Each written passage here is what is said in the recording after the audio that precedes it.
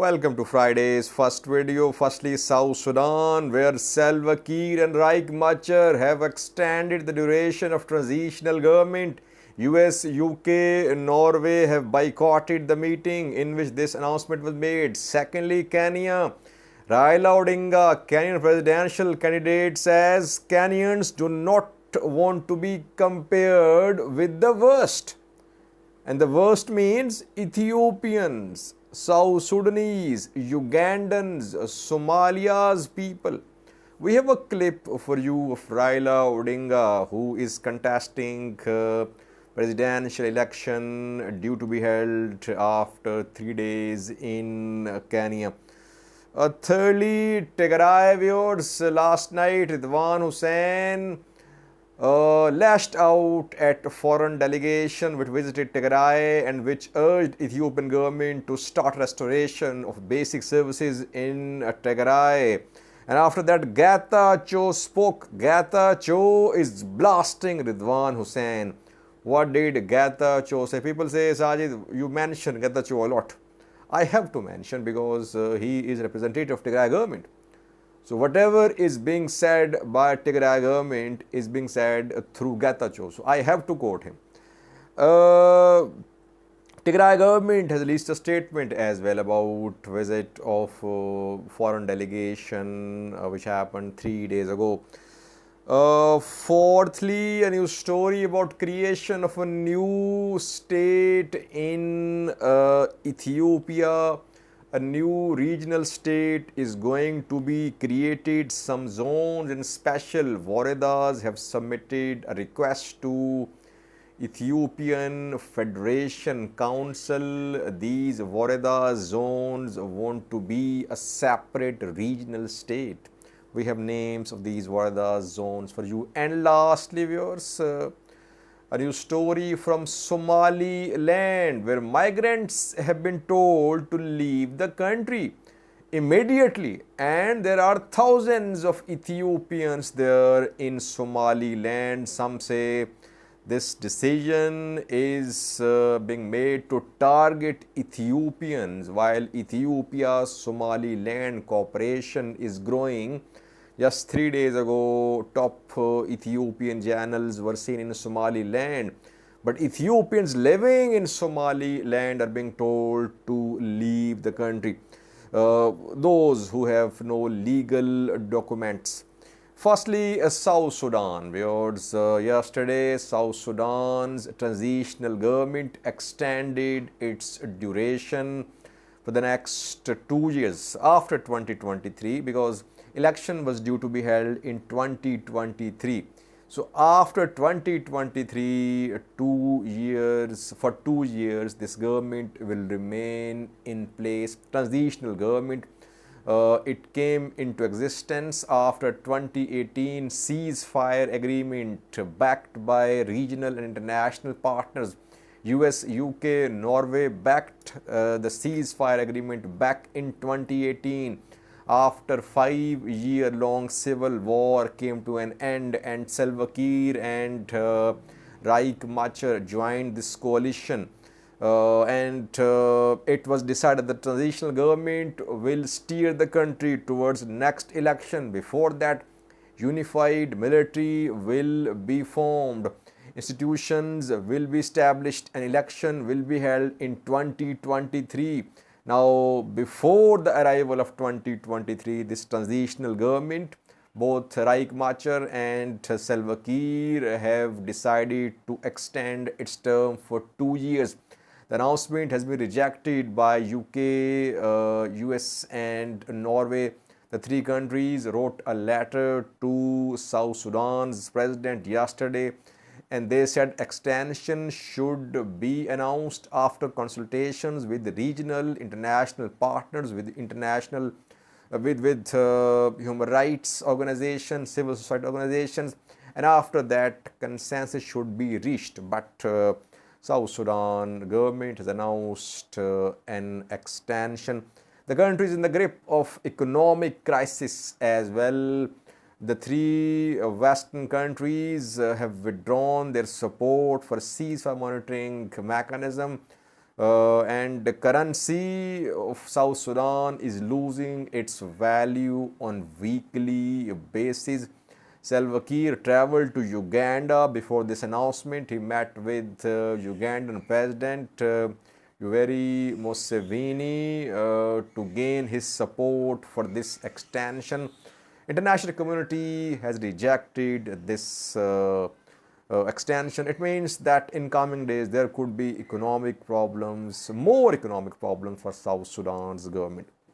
Secondly, viewers, Kenya, Raila Odinga, Kenyan presidential candidate, does not want Kenyans to be compared with Ethiopians, Somalis, South Sudan's people and Ugandans. He said that Kenyans should be compared with the success stories of the world, those who have made possible the success stories. So he is placing Kenya on a very high place when it comes to development, when it comes to progress in the region.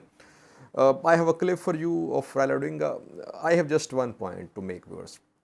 Raila Odinga is backed by Uhuru Kenyatta, Kenyan president. Who is Uhuru Kenyatta? Uhuru Kenyatta was named in Panama leaks for corruption. His family was allegedly involved in corruption. That is why he was named in Panama leaks. And the ruling elite in Kenya is said to be involved in corruption. So Raila Odinga does not want Kenyans to be compared with Ethiopians, Somalis, South Sudanese, Ugandans. He should also talk about corruption of ruling elite. He is being supported by a politician, by a president who is involved in financial irregularities, in corruption. How many Ethiopian leaders, how many leaders of Somalia and South Sudan have been named in Panama leaks? I have not heard of any. If Raila Odinga knows, he should draw the comparison between the corrupt ruling elite in Kenya and ruling elite in other countries. We're not backing ruling elite in Ethiopia, in South Sudan, in Somalia. But the way he said that the worst, I think he shouldn't have said that. If he is elected as the president, he will lead the country and he'll need cooperation of Ethiopia, Somalia, Uganda, South Sudan. But his comments are very irresponsible. Watch this clip showing Raila Odinga talking about comparison between Kenya and neighboring countries. Other people have continued to compare Kenya with those countries around us. Oh, look at Somalia. Look at Ethiopia. Look at South Sudan. Look at Uganda and so on. Kenyans do not want to be compared with the worst in the world. We should be compared with the success stories. Thirdly, viewers, Getachew Reda, Tigray presidential spokesperson, a few hours ago blasted Redwan Hussain, Ethiopian national security advisor, who yesterday said that talks would be held only under the auspices of African Union. Basic services will only be restored after enabling conditions are created. After the start of talks, services will be restored in Tigray. Redwan Hussain yesterday criticized a foreign delegation which visited Tigray, saying that the delegation was towing the line of Tigray regional government. Now, what is Getachew saying? Getachew says that Redwan Hussain is contradicting himself on his recent claim that his government was ready to negotiate with Tigray without any preconditions. His government has more preconditions for peace talks than Redwan Hussain would care to admit. Ethiopian government does have preconditions. The main precondition was mentioned by Redwan Hussain yesterday, that basic services will only be restored after creation of enabling conditions. What does he mean by enabling conditions? No one knows. and after semblance of peace. What is this semblance of peace? Because guns have gone largely silent in Tigray, Amhara, Tigray, Afar border areas. So, what is the interpretation of what Redwan Hussain said yesterday? When will the enabling environment be created? When will Ethiopian government acknowledge that now enabling environment has been created and now services should be restored in Tigray? It means that Tigray is under pressure. Tigray suffered militarily setbacks in Amhara, Afar regions. That is why it had to retreat. And now Ethiopian government has a leverage. It has an advantage at the table. It does not want to lose the leverage. The leverage is that Tigray is under a blockade, under a siege. Ethiopian government is letting in aid, controlled fuel, and on all sides Tigray is surrounded. Ethiopian government does not want to lose this leverage at the table. It wants to use this leverage in talks. Only problem is that people are suffering in Tigray due to this blockade, this siege. International community is urging the government to restore basic services, but Ethiopian government does not want to lose the leverage which it has over Tigray regional government. And Getachew is right when he says that government has preconditions. Both sides have preconditions. Tigray has preconditions as well because Tigray is under pressure from its army, from its people, from opposition parties that there is no point in talking to Ethiopian federal government if Tigray is under a siege, if there is no banking, no telecom, no electricity. Ethiopian government has preconditions that talks should start without any preconditions. So it's a precondition as well. So both sides are right now, they're not stepping back. It means no progress has been made. My only concern is that let's hope that this peace process does not fall apart. If it happens, it would be a tragedy. It should not happen. At least these international partners, African partners, they should try to keep the parties engaged. Otherwise, this whole process of talks could collapse.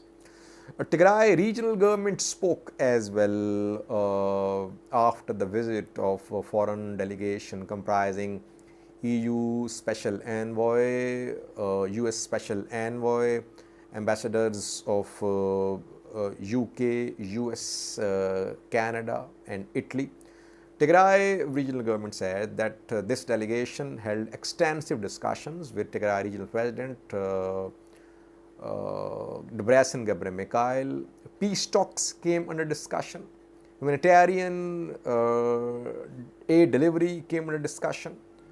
Accountability was discussed, and issues related to blockade, siege came under discussion.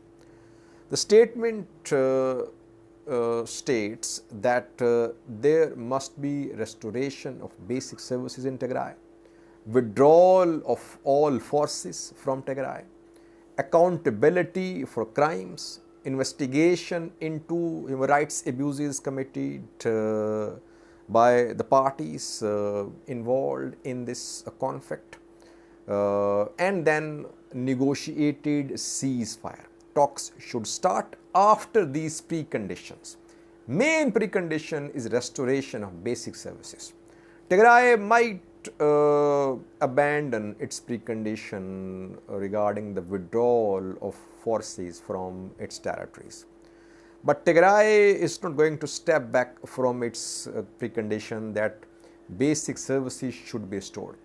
One viewer pointed out a thing in comment section. He said, he said that, and we know that Tigrayans have billions of Ethiopian birrs deposited in Ethiopian banks.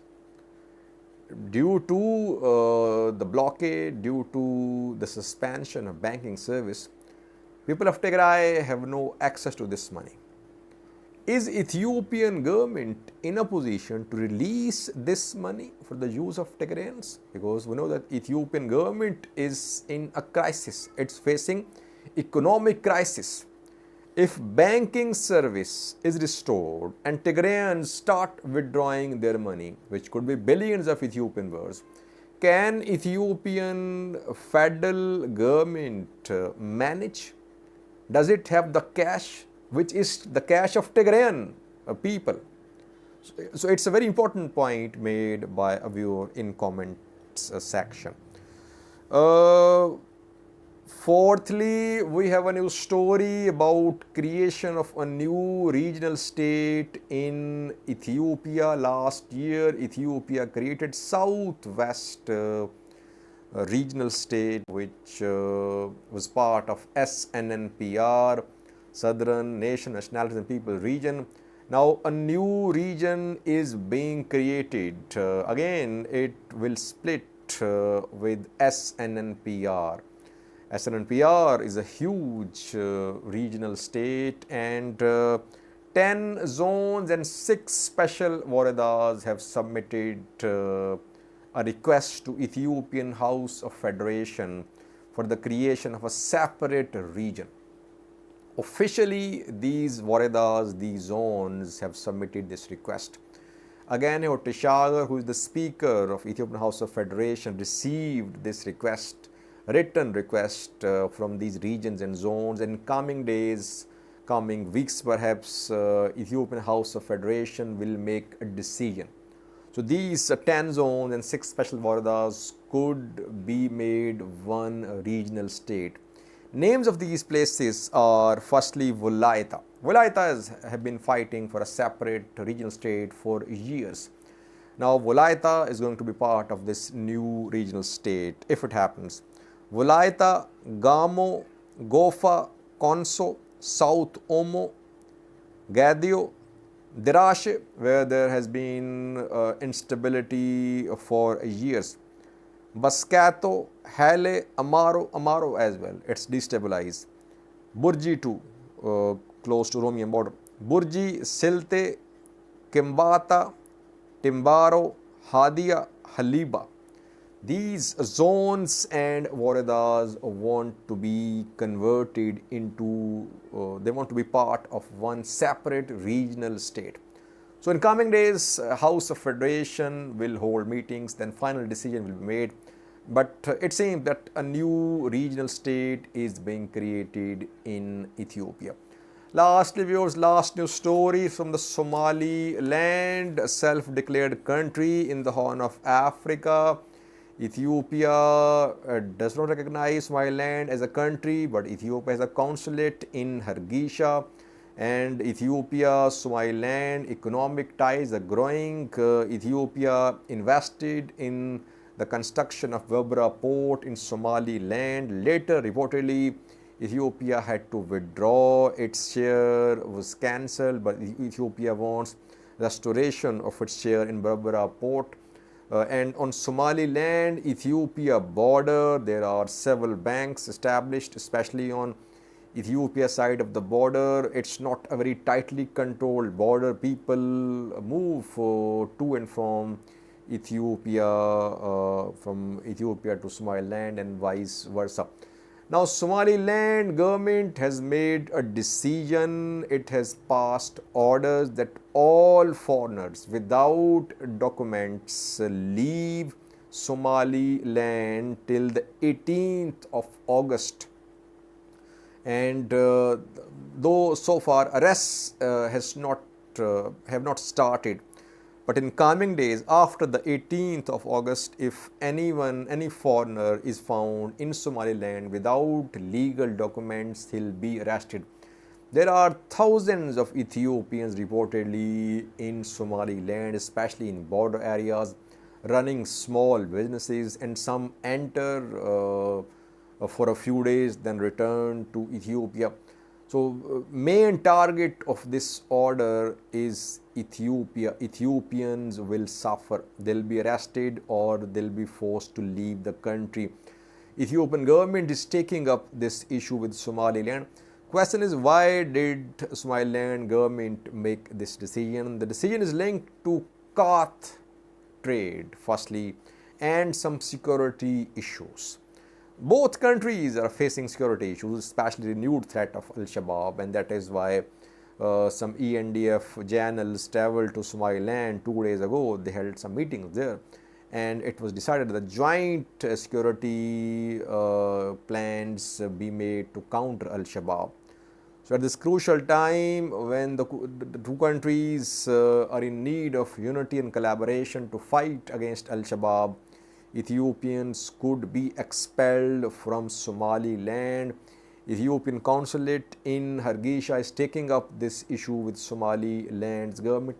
Let's see what happens. We'll update you after the 18th of August about the plight of Ethiopians in Somaliland.